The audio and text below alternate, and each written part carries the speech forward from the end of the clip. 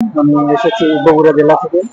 আজকে আমাদের বোটানি ডিপার্টমেন্টের ডেমনস্ট্রেটর পদের ভাইভা ছিল। এতে শুধু বিষয়ভিত্তিক 3টা প্রশ্ন করা হয়েছিল।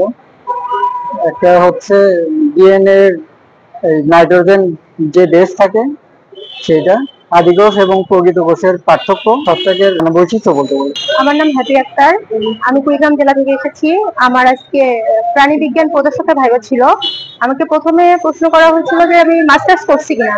তারপরে আমি মাস্টার্স করছি বলার পরে আমাকে সাবজেক্টগুলোর নাম জিজ্ঞেস করা হয়েছিল। তারপরে আবার আমাকে প্রতিসাম্যতা কি জিজ্ঞেস করা হয়েছিল, অঞ্চলায়নের ইংরেজিতে ট্যাগমেটাইজেশন এটা জিজ্ঞেস করার পরে বলছিল যে ট্যাগ মানে কি, আমি কোন শ্রেণীর প্রাণী। আমি সাথী সুলতানা ইতি, বরিশাল থেকে এসেছি। এনটিআরসি তে ভাইভা দিলাম। আজকে ছিল ডেমনস্ট্রেটর জুলজি ভাইভা দিয়েছি। প্রশ্ন করেছিল আপনি কোন প্রতিষ্ঠান থেকে পাশ করেছেন, কোন সাবজেক্টে পাশ করেছেন।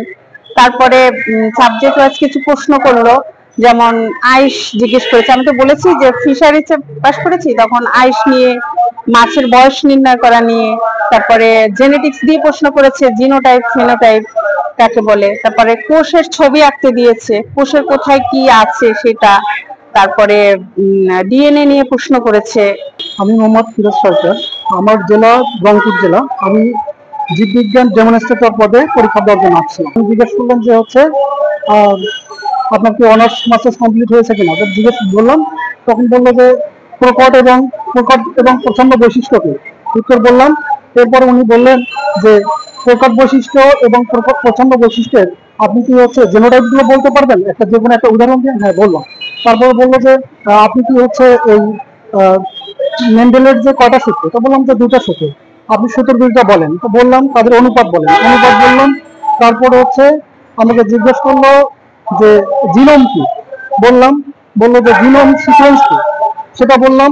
এরপরে উনি আমাকে জিজ্ঞেস করলেন হচ্ছে রক্ত কি, রক্তের মধ্যে উপাদানগুলো কি কি। এরপরে উনি জিজ্ঞেস করলেন যে রক্তের কণিকা কয়টি, বললাম। তারপরে বলছে যে দানাদার যে রক্তকণিকা গুলো আছে এগুলো কি কি। আমি মোহাম্মদ আতাউর রহমান, চাঁপাইনবাবগঞ্জ থেকে এসেছি। প্রশ্ন করেছিল